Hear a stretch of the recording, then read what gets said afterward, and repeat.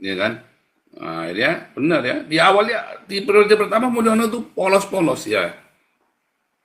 Memang niatnya mau berarti periode kedua dia mulai tuh rasa muncul tamaknya, ketakutannya, ya kan? Karena dia di yang pertama dia selebor ya kan. Nah, terus ya dada-dadanya memang ya isinya tamak kan susah, kalau orang tamak itu kan susah saudara ya. Nah, itu masalahnya saudara si Mulyono ini. Jadi dan saya sekarang nggak mau ikut maki-maki Mulyono. Ya apa mau apa, sudah terbukti semua yang saya ngomong itu sudah terbukti semua ya.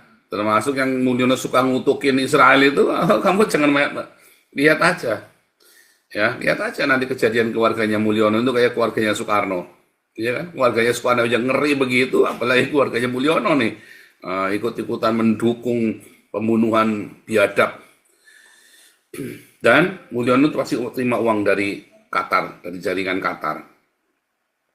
Ya, Mulyono terima uang. Tidak mungkin Mulyono tidak terima uang dari jaringan Qatar. Lalu saya ngimpi nasihatin Luhut, saudara. Nah ini saya belum tahu dapat ilhamnya apa. Kalau dulu kan udah kita langsung bikin suara kenabian ya.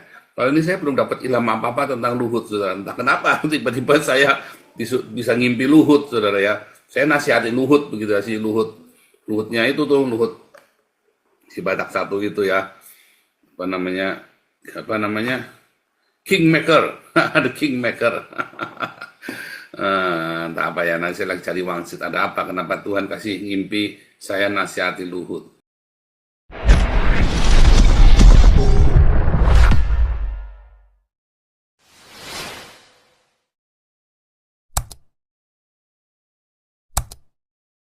Profesor Dr. Omong Toba, silakan. Suara Pak Paul. Merdu. Iya, menarik apa yang Pak Paul angkat hari ini ya, sesudah kita cukup lama membahas mengenai geopolitik Timur Tengah. Tapi ini juga menarik juga. Jadi hari ini semua orang fokusnya ke pemberitaan mengenai diberikannya abolisi dan amnesti kepada Tom Lembong dan Hasto, yaitu dia itu Sekjen PDIP. Nah, kalau kita lihat sebetulnya kalau yang dilakukan Prabowo ini sebetulnya dia berusaha untuk menurunkan suhu politik ya, dan berusaha menciptakan rekonsiliasi nasional ya. Karena apa? Karena situasi kita itu lagi gawat ya, lagi gawat, sangat kritis, terutama di bidang ekonomi ya. Sebenarnya bukan hanya ekonomi, sebetulnya juga hukum, politik dan lain-lainnya juga.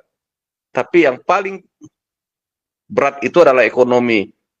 Pertama, tantangan ke depan itu adalah risiko pembayaran hutang luar negeri dan bunganya.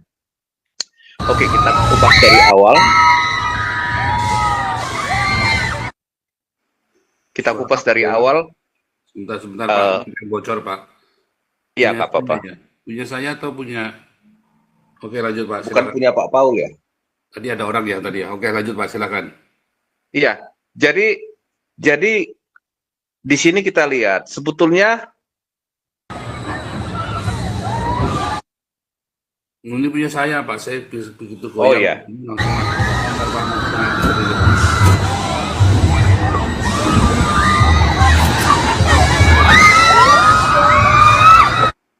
Nah udah. Loh. Eh, sebentar Pak ya, supaya jangan terganggu ngomongnya. Silakan Pak, lanjut Pak. Iya, terima kasih Pastor. Ya. Jadi ini sebetulnya letak inti permasalahannya adalah Pilpres yang lalu Pak Paul, pemilihan presiden. Nah, kita tahu Tom Lembong itu masuk ke ranah politik meskipun dia sebenarnya seorang profesional ya di bidang ekonomi dan sangat ahli. Dia masuk ke ranah politik mendukung capres lain, yaitu dia pendukungnya Anies ya. Sementara di sisi yang lain, Hasto itu kita tahu dia tokoh PDIP, sekjen, dan dia ini juga ya jelas punya calon kan PDIP waktu itu ya, calonnya adalah Ganjar. Nah jadi di satu sisi Prabowo juga calon, calon presiden juga. Nah, namanya lah kontestasi politik.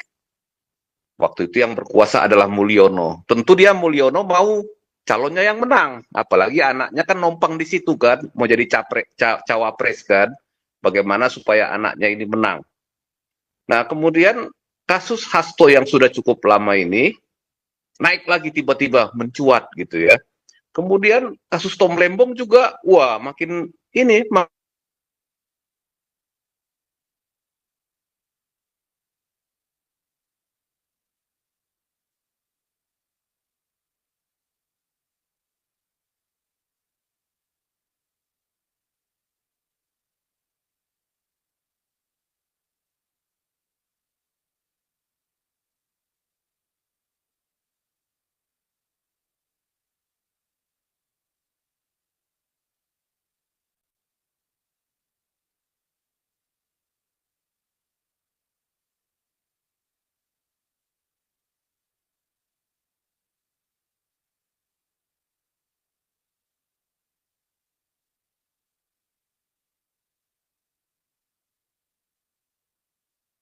Ini yang hilang punya saya atau punya ompong ya?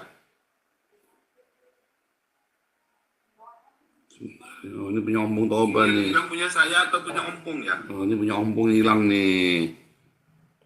tes suara Pak, udah pernah masuk lagi?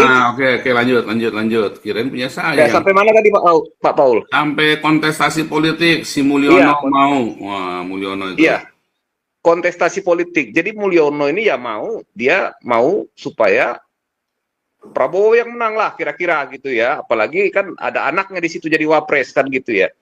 Maulah begitu. Nah, oleh sebab itu kasusnya Tom Lembong ini naik, terus kemudian kasusnya Hasto dan Harun Masiku yang sebetulnya sudah lama ini cerita lama ya, sampai sekarang juga Harun Masikunya tidak tahu ada di mana, tiba-tiba naik.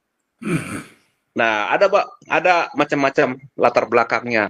Nah, kita nggak tahu yang mana yang benar. Tapi kalau misalnya kita lihat Tom Lembong dulu ya, Konoha ini kan nggak pernah mandiri di bidang pangan, termasuk gula. Kalau gula nggak, kalau misalkan Mulyono tidak menyuruh perintah untuk impor gula, yang jelas pasti gula nggak akan tersedia di pasaran. Sampai sekarang pun sampai begitu, Pak. Jadi kita sampai sekarang masih impor gula sebetulnya. Tidak ada ya gula yang kita minum sehari-hari kita gunakan itu adalah hasil produksi sendiri. Nah, tetapi ketika menunjuk importir gula ini, ya namanya dalam dunia bisnis ya, ya pastilah ada sedikit banyak pasti akan ada permainan.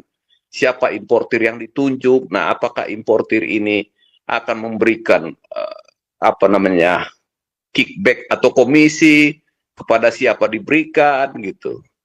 Nah, ini yang jadi persoalan gitu. Nah, ini kebijakannya mau tidak mau karena harus butuh cepat impor gula, Tom Lembong ya menunjuk. Tetapi dari situasi di pengadilan tidak ada bukti bahwa uang dari impor gula ini ada mengalir ke Tom Lembong. Ya, kan nggak tahu mengalirnya ke berapa. Tetapi pemerintah menyatakan, KPK menyatakan ada kerugian negara, Nah, siapa yang ini ya? Kita nggak tahu apakah dia mengalir ke Tom Lembong atau ke partai politik lain atau mungkin ke Mulyono. Kita terus terang nggak tahu gitu. Ini uang larinya kemana? Gitu. Sementara Tom Lembong tidak terbukti memperkaya diri. Nah, ini terus prosesnya sampai sekarang ini kan masih terus berjalan proses pengadilannya gitu ya. Nah, kemudian di sisi yang lain Hasto ini tokoh penting, dia sekjen PDI.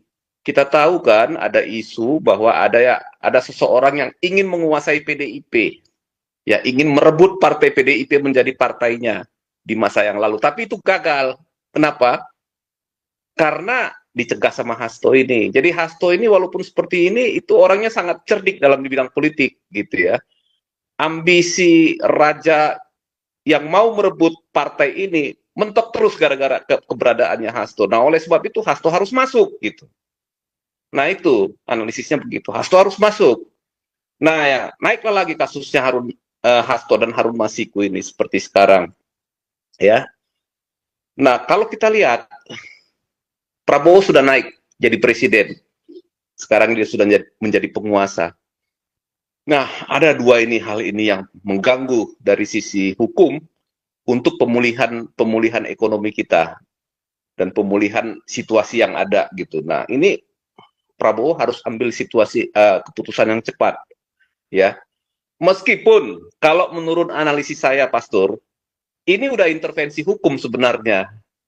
Sebetulnya uh, Presiden tidak boleh mengintervensi hukum sebenarnya ya. Meskipun ini bagian dari hak prerogatif ya, memberikan amnesti, abolisi, rehabilitasi, dan lain-lain. Tapi ini udah intervensi hukum. Apapun hasilnya, apakah Tom Lembong bersalah atau tidak, itu mungkin pengadilan lah yang mengerti dan tahu kenapa. Karena yang membuktikan seseorang bersalah itu sebetulnya proses peradilan, bukan bukan kita sebagai publik yang baca berita, tapi adalah proses di pengadilan. Apakah Hasto bersalah atau tidak, kita juga tidak tahu gitu. Tetapi yang jelas ini adalah intervensi hukum demi stabilitas. Ya, hanya sedikit ada berbeda. Kalau sama Tom Lembong itu abolisi, ya dihentikan ini penyelidikannya oleh negara. Kalau untuk Hasto sudah dinyatakan bersalah, sudah divonis amnesti pengampunan. Kalau tadinya Hasto kan masih mau banding. Cuman persoalannya kalau dia banding, apakah hukumannya akan makin meningkat atau malah jadi bisa bebas. Nah, ini persoalannya. Jadi ini sekarang tekanan kepada Pak Prabowo ini dari dua sisi. Pertama, dari masyarakat Indonesia untuk kasusnya Tom Lembong. Kenapa? Saya bilang ini dari masyarakat. Karena tidak ditemukan bukti bahwa Tom Lembong bersalah gitu. Nah, kasus yang kedua ini ya dari partai politik, dari PDIP kalau untuk kasus Hasto ini. Nah, jadi ada dua sisi yang ya kita oke lah, kita mungkin banyak yang senang juga atas bebasnya dua orang ini. Tetapi masing-masing case by case atau kasus demi kasus sebenarnya alasannya berbeda-beda. Dan kedua hal ini adalah intervensi hukum. Nah, itu dia Pak Paul. Jadi ya memang inilah namanya keputusan yang indah tapi pahit Pak Paul gitu ya. Keputusan sepertinya indah di mata publik tetapi pahit dari sisi penegakan hukum. Ya, artinya pemerintah melakukan intervensi gitu ya. Terlepas itu divonis bersalah atau tidak, Tom Lembong kan belum. Yang ini kan sudah dihukum 4,5 tahun ya atau berapa tahun gitu ya, dan masih banding, Tom Lembong tidak kan gitu.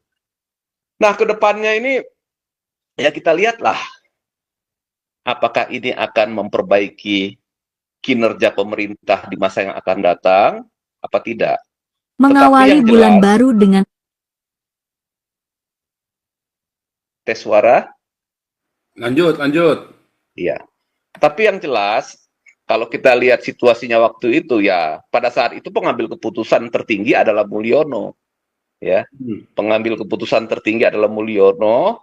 Mulyono membuat keputusan ya yang dalam tanda petik dianggap orang sebagai kriminalisasi terhadap Tom Lembong dan Hasto, terlepas itu layak untuk dikriminalkan atau tidak, itu kita ya ini ya tidak campur lah istilahnya ya.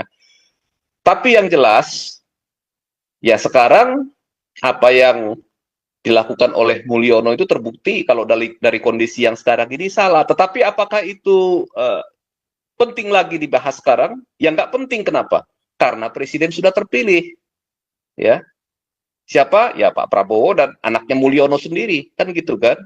Apakah ini masih relevan? Ya sudah nggak relevan lagi sebenarnya bagi publik. Nah, apakah ini menunjukkan perpecahan antara geng Solo dan Mulyono dengan presiden? Ya belum tentu juga, ya enggak juga. Kenapa? Ya kalaupun memang ini dianulir oleh Prabowo, ya enggak masalah juga. Kenapa? Karena tujuan politik dari kedua kelompok ini, kelompoknya Prabowo dan geng Solo ini sudah tercapai. Nah, itulah kira-kira sekarang ini ya kalau kita mau menganalisis politiknya. Saya nggak bicara dari sisi hukum itu biar pakar hukum yang bicara. Tetapi suka atau tidak suka di Konoha ini, bahwa yang menjadi panglima itu bukanlah hukum tapi politik, ya. Nah, kita lihat saja begitu Hasto ini akhirnya diberikan amnesti, yang terjadi adalah apa? Megawati berkata bahwa kita akan mendukung kebijakan pemerintah. Ya dibeli, sudah selesai gitu. Jadi nggak ada oposisi lagi. Sudah nggak ada oposisi. Nah ini yang saya khawatir, sistem demokrasi ini memang harus ada dua tiang. Harus ada pemerintah, ada oposisi. Di Israel aja ada pemerintah, ada oposisi. Jangan dikira Netanyahu nggak punya oposisi yang kuat itu. Wow, oposisinya sangat keras terhadap Netanyahu gitu. Tapi kalau di Konoha nggak ada oposisi kalau melihat situasi seperti ini. Paling tinggal PKS, tapi PKS juga bukan oposisi itu namanya gitu. Jadi pemerintahan di Konoha itu nanti cenderung akan menjadi pemerintahan yang tidak ada pihak yang bisa mengkontrol, mengendalikan. Mau tanah Anda diambil, nggak bisa kita ngomong apa-apa. Mau rekening Anda diambil, kita nggak bisa ngomong apa-apa. Ya. Ya macam-macam ini nanti nih. Semua kegiatan olahraga mau dipajakin nggak bisa apa-apa. Karena apa? Sudah nggak ada jalan lain untuk membayar hutang ini semua yang dibuat oleh Mulyono di zamannya. Oke Pak Paul, itu dulu kira-kira. Luar biasa. Tapi Mulyono ini ya kan saya sudah bilang dari dulu ya, di periode kedua Mulyono ini ya, yang kemarin ya, kan sudah bilang ini orang jahat. Orang pada caci maki saya, entah teman siapa aja yang mencaci maki saya itu, ya saya habisin, saya kritik musim Mulyono itu habis-habisan ya, sampai saya dicaci maki sama orang gereja, sama banyak orang itu ya. Terbukti yang saya ngomong ya, ini orang jahat, ya licik pengecut ini, ya kan? Nah, ya benar ya, di awal ya, di periode pertama Mulyono itu polos-polos ya. Memang niatnya mau berarti periode kedua dia mulai tuh rasa muncul tamaknya, ketakutannya, ya kan? Karena dia yang pertama dia selebor ya kan. Nah, terus ya dada-dadanya memang ya ada isinya tamak kan susah, kalau orang tamak itu kan susah saudara ya. Nah, itu masalahnya saudara si Mulyono ini. Jadi dan saya sekarang nggak mau ikut maki-maki Mulyono. Ya apa mau apa, sudah terbukti semua yang saya ngomong itu sudah terbukti semua ya. Termasuk yang Mulyono suka ngutukin Israel itu, kamu jangan lihat aja. Ya, lihat aja nanti kejadian keluarganya Mulyono itu kayak keluarganya Soekarno. Ya kan? Keluarganya Soekarno aja ngeri begitu, apalagi keluarganya Mulyono nih. Ikut-ikutan mendukung pembunuhan biadab. Dan Mulyono pasti terima uang dari Qatar, dari jaringan Qatar. Ya, Mulyono terima uang. Tidak mungkin Mulyono tidak terima uang dari jaringan Qatar. Melihat Prabowo cool, diem, ya kan? Masalah Israel kan Prabowo nggak pernah dikut-dikut apa. Kalau Mulyono kan overacting tiap hari ya. Tiba-tiba malah nanti ya ikut mengecam Hamas, ya kan? Prabowo nggak banyak mengecam ya, kira dia tarik dia dengan tindakan nyata, walaupun itu naif ya. Prabowo itu orang yang naif, dari dulu naif saudara ya. Kalau nggak naif dia udah jadi presiden dari kapan hari itu, tahun 99 itu udah jadi presiden itu, dia bukan Habibie yang naik tuh. Nah dia tuh naif aja. Kenapa? Karena tadi pengen kelihatan baik ya, pengen kelihatan baik. Itu salahnya Prabowo itu cuman itu saja, pengen kelihatan baik. Oh ini aku jadi orang baik ini ya. Aduh salah, Prabowo itu salah. Aduh kalau ketemu saya tak nasihatin tuh. Saya kadang-kadang gusar ngeliat gitu ya. Duh. Dan yang lucunya saudara ya, 2 hari lalu saya ngimpi saya nasihatin Luhut loh saudara. 2 hari yang lalu saya ngimpi, saudara tahu nggak, saya dulu penasihat Cita ya. Saya nasihatin SBY, saya nasihatin si si Jokowi ya. Terus 2 hari yang lalu saya ngimpi nasihatin Luhut saudara. Nah ini saya belum tahu dapat ilhamnya apa. Kalau dulu kan udah kita langsung bikin suara kenabian ya. Kalau ini saya belum dapat ilham apa-apa tentang Luhut saudara. Entah kenapa tiba-tiba saya bisa ngimpi Luhut saudara ya. Saya nasihatin Luhut begitu ya, si Luhutnya itu tuh Luhut si Batak satu gitu ya. Apa namanya? Kingmaker. Ada Kingmaker. Entah apa ya, nanti saya lagi cari wangsit. Ada apa? Kenapa Tuhan kasih ngimpi saya nasihati Luhut? Nah, saudara, ada satu hal yang penting, saudara ya, dalam tadi ya yang si Ombung tadi cerita ya, bahwa sebenarnya negara itu nggak boleh intervensi apapun. Tapi memang dalam kondisi seperti ini, ya Prabowo harus berani. Kalau enggak ini burak, saudara. Burak dalam sekejap. Kalau kemarin Hasto tetap masuk, Lembong tetap masuk, saudara. Wah, Indonesia susah ini. Dia nggak punya dukungan apa-apa. Kamu lihat ya, semua korup semua, udah nggak ada yang sudah sampai ormas-ormas Islam sudah nggak dapat bagian lagi. Sehingga tiap hari kerjanya nutupin gereja, minta duit dari gereja, malakin gereja. Itu gereja hari ini lagi dipalakin tuh sama ormas Islam. Ya, gereja-gereja ini sekarang lagi dipalakin sama ormas-ormas Islam lagi pada ketakutan dimintain duit. Kamu jangan ngerti. Tadi saya ngomong di depan kalian semua ya. Mintanya biasanya setorannya cuman 20-30 juta, ada yang minta sampai 100 juta. Ya, bahkan ada yang sampai minta 1 miliar tuh. Nah, kan saking sudah nggak ada lagi yang bisa dikorupsi. Bukan karena yang korupsi udah nggak ada, karena sudah nggak ada aset yang bisa dikorupsi, udah nggak ada proyek yang bisa dikorupsi. Itu loh masalahnya. Ya, oke, kita nggak pakai lama. Di layar Anda ada kegiatan Damaris. Menyumbanglah di Damaris, saudara, terpercaya. Ya, kita audit, semua transparan, dan untuk mencegah Indonesia chaos. Indonesia pasti bubar, saudara. Tapi supaya jangan chaos, kasih makan. Karena program kasih MBG-nya Prabowo itu digembosi ya sama anak buahnya sendiri. Aduh, wo. Kasih Damaris nang selesai tuh, wo. Oke, lanjut. Permesta.